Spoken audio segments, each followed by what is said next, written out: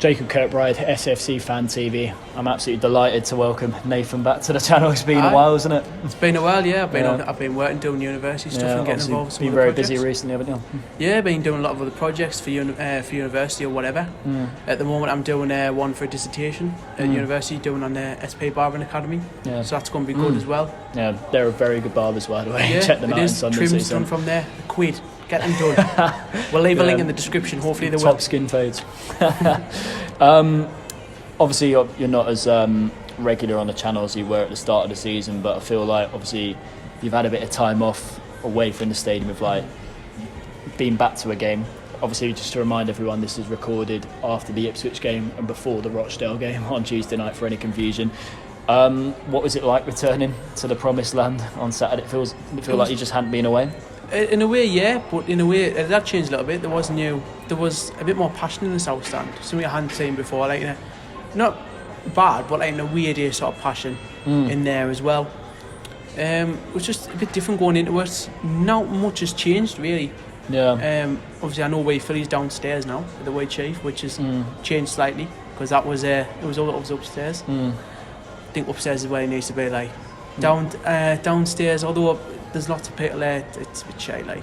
You don't agree with it? Nah, you can't get the bar as good.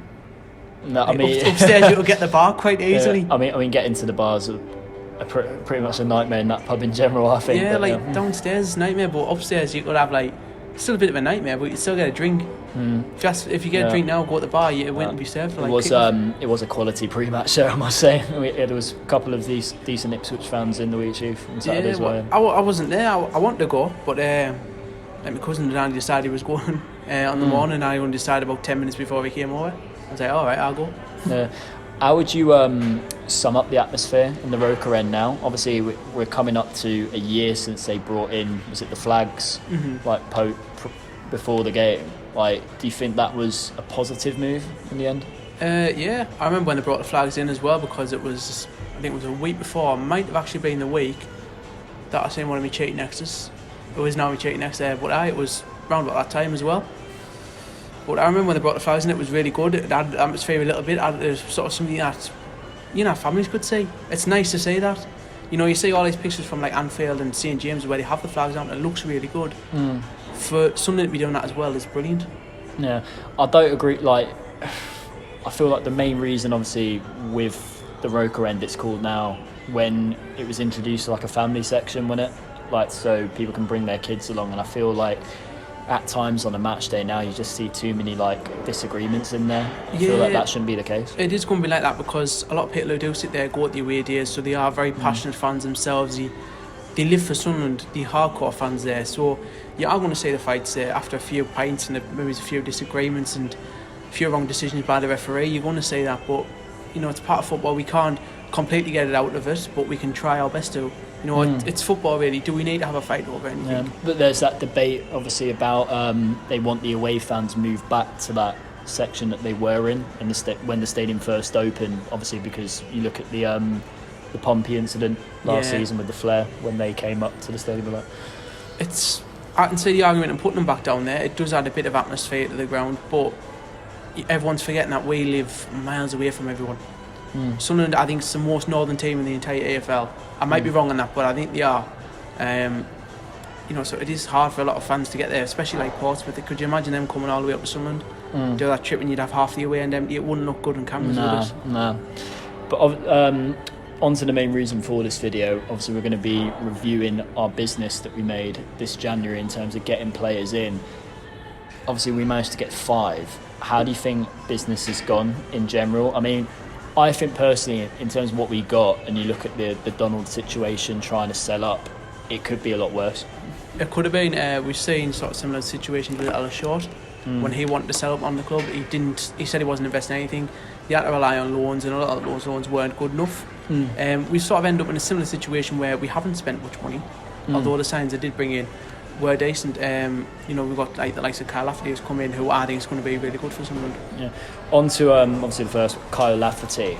How do you think? I mean, when you saw that he was going to sign on a free contract, what did you make of it? I mean, it didn't really came out of nowhere, like how I like to put it, because didn't feel like we were linked with him in general, and all of a sudden like we managed to get him on this deal. I think it's to the end of the season. I mean, when I first saw that we signed him, was it injuries were a concern? Because I think you look at like the clubs he's had over the last few years, he hasn't had many like long stints, if you know what I mean. But he's still got bags of experience he can add to that dressing room. Yeah, he's got experience. He knows what's like to win. He's been in Scotland, and let's be honest, he's playing for one of the best teams there, so he knows what's like to win. He knows what you need to be doing to get up there and get the right end of the table. So his experience in that will be helpful to us. His goal scoring record isn't the best, but then again, we don't need it to be brilliant. You know, we're entering the final 5 months of the season. We're not expecting anyone to go out there and score 30 goals. Yeah. You know, even if you could bring in Messi, you're still not going to expect him to score 30 goals within 5 months of the season left.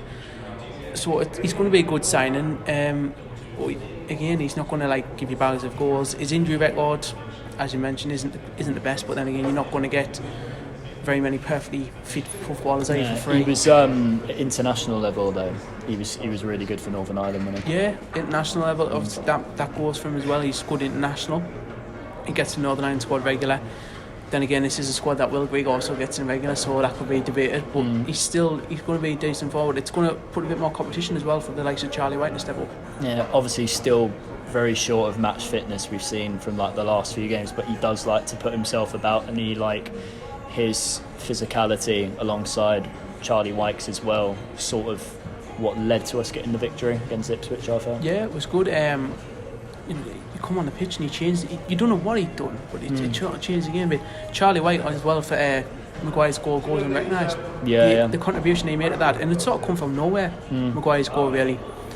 He's a top player, Maguire as well. I've got to say, I love Maguire. Yeah, king. Yeah, everyone knows my feelings on him. I did say I would check him on camera a few months ago. You did. I remember interviewing you that day. I haven't seen you so buzzing. Yeah, I went sober since then, so it's been a roller coaster for me. Are you sure? Yeah. I've gone sober since then. Okay, I'll believe you. Don't worry. So I'm going to do ratings out of, let's say 10, shall we? So Kyle Lafferty on a scale of 1 to 10. So 10 being high, obviously 1 being lower. Effective signing? Yeah, I'd say about 6. 6 out of 10. He's a good sign. He's not going to give you bags of goals, we all know that. But he's still going to be good in his leadership qualities.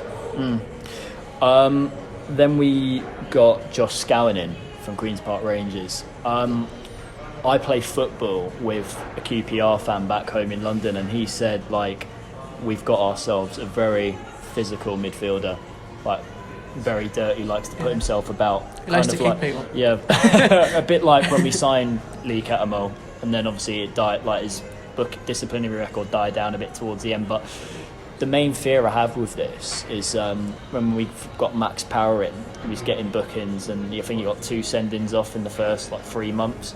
I think Jack Ross told him to calm down a bit, and I think hopefully it's not the same case for Josh Scowen, but that's my only issue I have with this child. But from what I've heard, he can add a lot to a League One team, especially because he was playing in the Championship.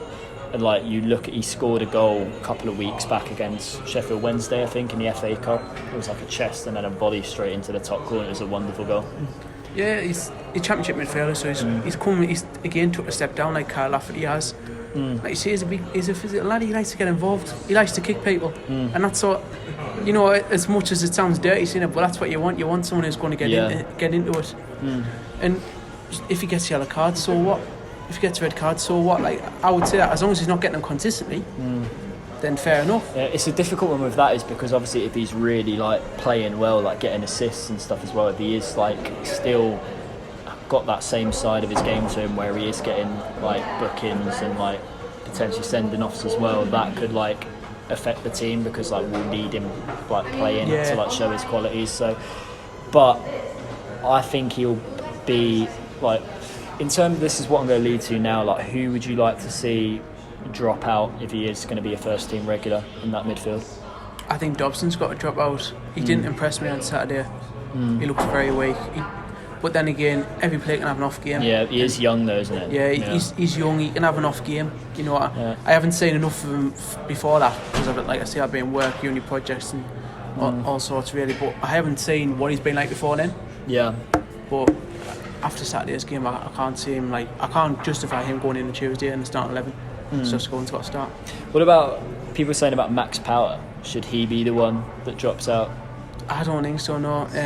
Max Power, for me, out those two on Saturday, he was the better one. So you've got to keep him in there. And he's got leadership qualities as well. Yeah. You can't exactly drop him if he's been doing better than his partner in midfield. You can't drop him. You can't do that. Yeah, I feel with Scowen as well, the interest, obviously from what I hear at QPR, like he likes to sit a lot deeper and like he is a possession type player, but he does have qualities at the other end of the pitch as well, and I feel like that's where we need to play him, because when you look at our midfielders at the moment, they're all like pretty much the same. Yeah, they've got possession, but they don't like go forward with the ball enough during the game. Yeah, they all sort of sit like, don't they? Just in front of the back. That's like we've got a lot of sort of our like defensive midfielders. That's what we've got a lot of. We maybe need someone like him. Yeah, and now it's obviously justified why. Obviously, I didn't mind Dylan McGee personally, but obviously there's two reasons why he ended up. One, I think, because obviously him and Parkinson either didn't get along or he wasn't in his plans, and I just feel like he was just one of too many players that are playing like a deeper role in midfield, and we needed to let one of them go. Well, I think it was let go as well.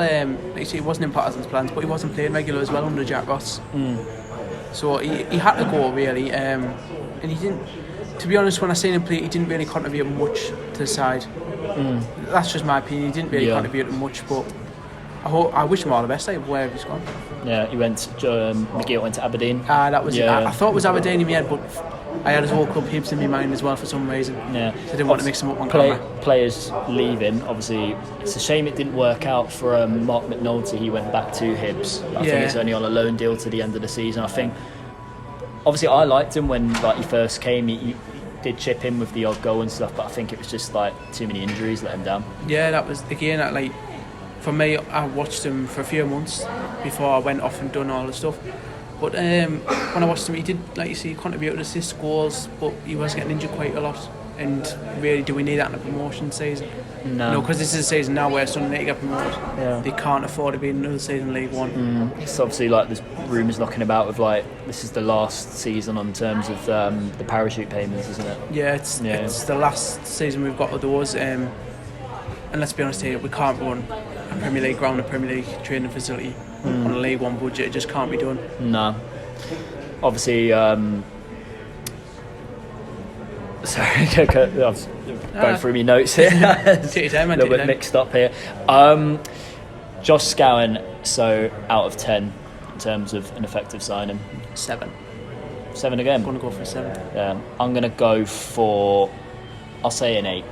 An 8, but obviously that's what we should have been wearing. With these players that we've got in, obviously we can't really justify them if they will be good signings or not unless we win promotion at the end of the season, unless they make an impact on the team. So only time will tell whether it will be good business. Then we went on to get Semenyo in from Bristol. I think that's how you say it.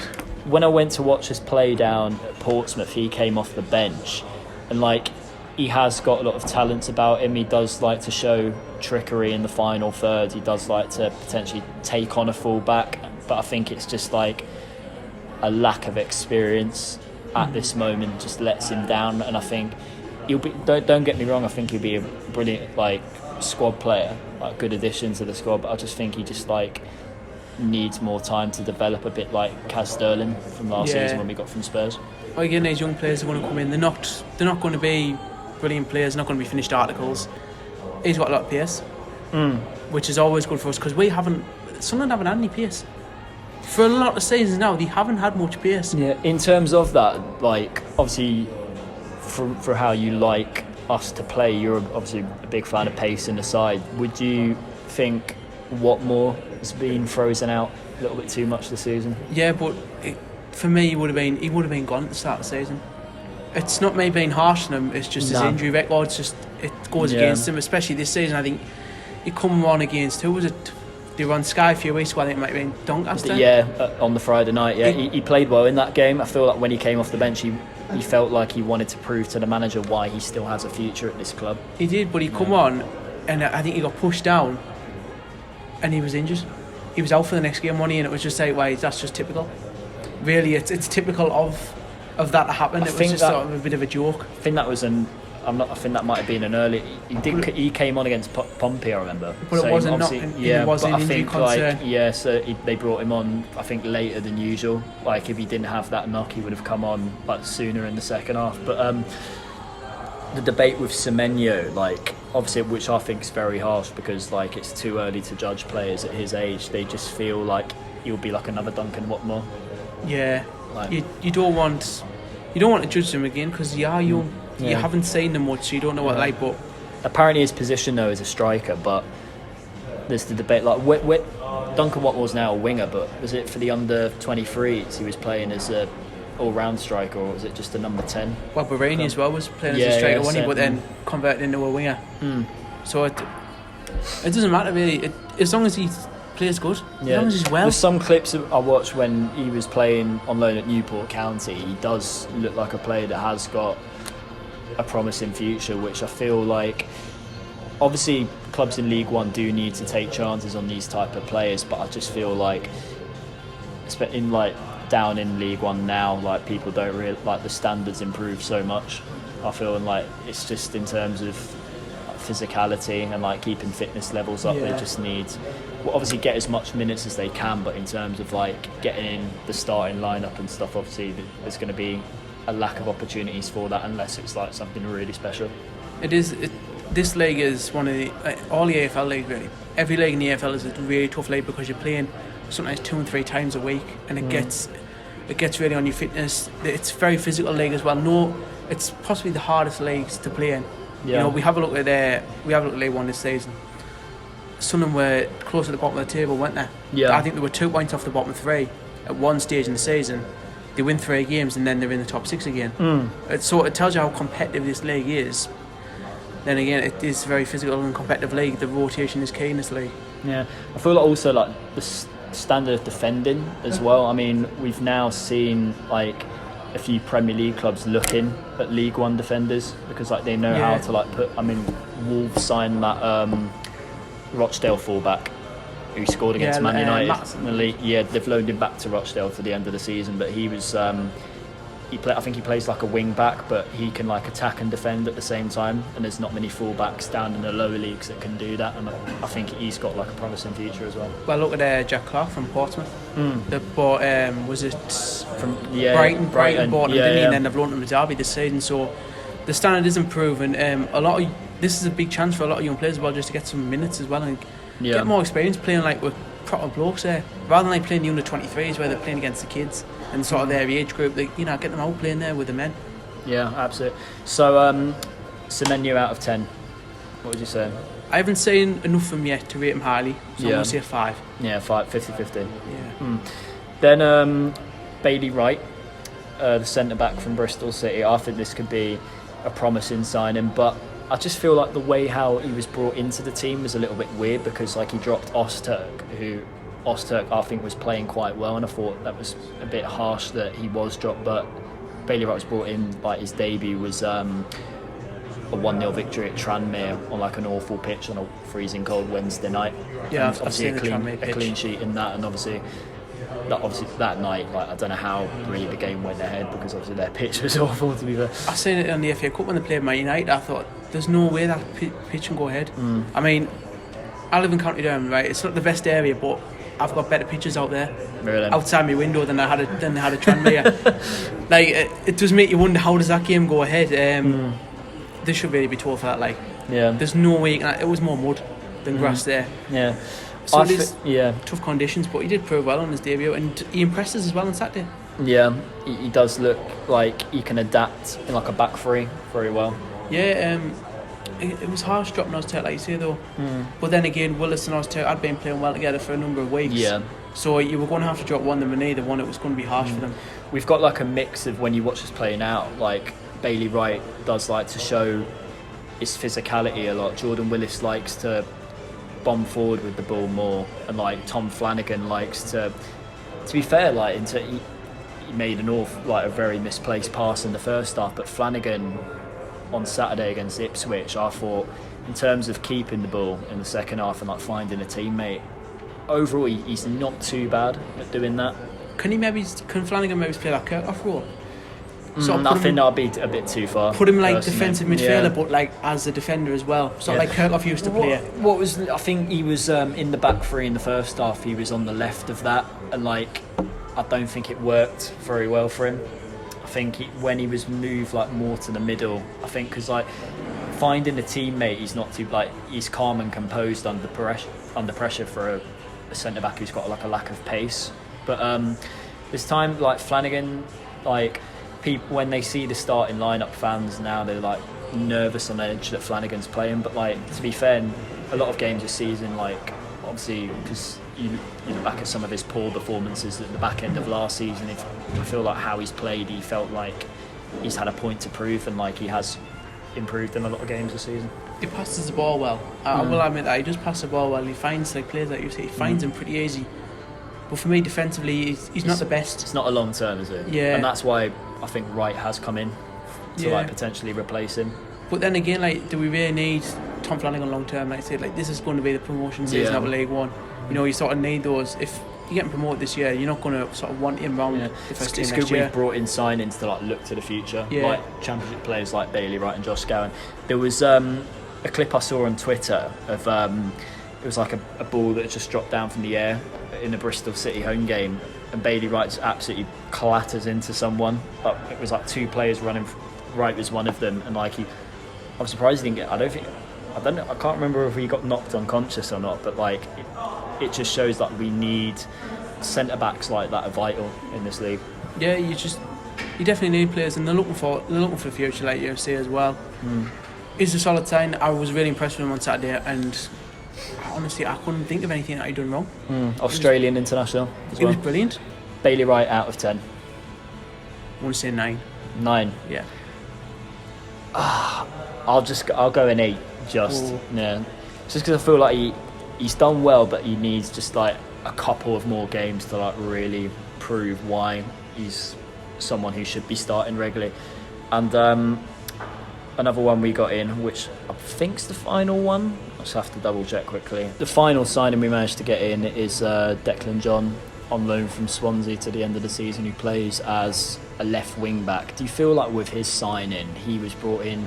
Basically, Parkinson's looking at Denver Hume, obviously great young player, got bags of talent, but this is his first full season like in the first team. Like, will he be able to like do it consistently? Yeah, that is the worry as well. Like, injuries knocking up. It's like what Chris Coleman said. You don't want to get a young player and expose him too much, just in case something does happen. He gets injury and it sets him back a bit more. And as well, just in case results don't go his way and his confidence drops. Yeah. But Declan John, he's going to be a good player coming into it. I know he was at Cardiff a few years ago, wasn't he? I think it might have just been the promotion season. He left halfway through to go to Rangers. Yeah. Might have been that. There was a few Rangers fans I know said he's got a lot of like talent and pace for like a left wing back, which obviously it's, I don't know, because it will be like hard to because obviously I think Hume will be the first choice, but it could, like, obviously not wishing this in Denver Hume at all, it looks at this moment in time an injury to Denver Hume is the only way he'll be able to get in the team, unfortunately. It's unfortunate for him, but maybe he might rotate. He might take Hume out tomorrow night. Yeah, depending. We don't know because we were recording this before. Yeah, that's it. Depending on our position, like even towards the end of the season where our fate's sort of sealed as well. Like we could see him then. Yeah. I think it is a playoff job, to be fair. This season, I don't think they're going to get automatic.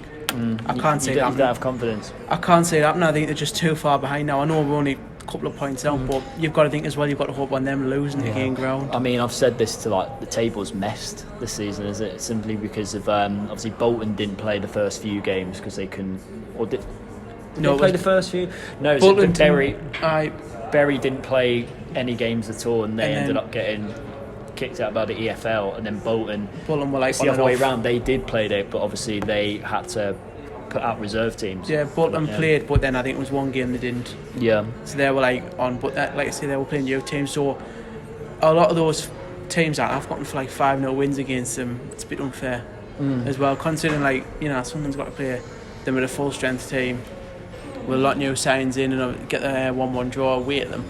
Yeah. And then have they played them at home? I can't remember if they play them at home or not because I don't know. I messed up with their fixtures. Yeah, that's half. I'm forgetting. Sorry, honest, we haven't done much research before doing this on fixtures. But that's the thing. Like when it comes to like following our club in League One now, I don't really like pay too much attention to the fixtures now. Yeah, it's all about just taking one game at a time. I know. You look at the games and you just say, right, they've got to get 3 points. Yeah. Every single game is like 3 points. If you don't win, you're just like, you're not bothered. You've got to get 3 points now in every single game. I don't think they can't afford to lose now at this stage of the season. Yeah. Really. I mean, like with the side, like in general, the 5 players we got in, obviously Scowen, Semenyo, Declan John, and Bailey Wright have come from championship clubs, which obviously we were just touching on. It's like decent preparation for the future. Which if they, especially like Semenyo and Declan John, if they like surprise everyone, come into the team when they get their break and do really well, that loan move could potentially be made into a permanent one, but obviously not getting carried away too yet. They have to like really impress. Yeah, they have to impress. Declan John knows it's going to be a great sign. Do you reckon? Yeah, he knows how to win promotion. He's been at Cardiff just before they got promoted, so he knows how to sort of build on a promotion winning team and sort of give 100%. He was at Swansea, wasn't he? Who haven't done great, but then again, I don't think that's necessarily down to players. They started the season well and then have like dipped off a bit recently. I don't think it's down to players. I think it's just down to the management that they're getting in. They've getting in 2 inexperienced managers, haven't they, within the Championship for them. Do you reckon that's probably the reason why he's been allowed to go out on loan? I think so, yeah. Yeah. Because he was their first choice as well, wasn't he? He was getting quite a lot of football for Swansea. Yeah. I've seen a lot of pictures of him getting... Yeah, died off a bit like just before his move. And obviously he's come to us, but obviously I wish him all. Like with he would play in Hume's position, but Hume against Ipswich, I thought didn't first half like was a little bit sloppy. I think the defeat against Portsmouth and the poor performance the other week was like hanging on his shoulders a bit, and then second half he linked up very well with Gooch on the left and like them like overlapping each other, and like he was more calm and composed. He was getting balls into the box, better crosses compared to what he did the previous week down at Fratton Park, but. Yeah, he had a pretty solid game, and I think for now he will keep his place in the starting lineup for like the next couple of weeks. But obviously, I do wish Declan John all the best in his time.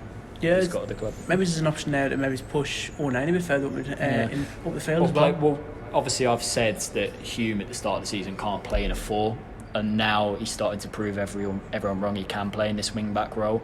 But I just wonder potentially Hume, if we decide to go 4 at the back again, Hume in a flat back 4, and then Declan John in front of him further up the pitch. Maybe he's have that as well.